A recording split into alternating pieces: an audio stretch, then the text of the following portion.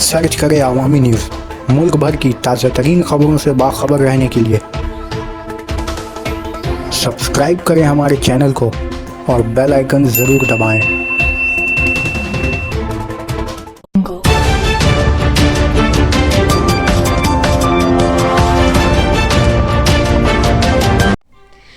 झारखंड ग्राम में हाथी के हमले से एक इंसान की मौत। झारखंड ग्राम में हाथियों के तांडव की वजह से खेत के सारे फसल तो बर्बाद हो ही रहे हैं। इसके अलावा आज एक शख्स ने भी अपनी जान गंवा दी।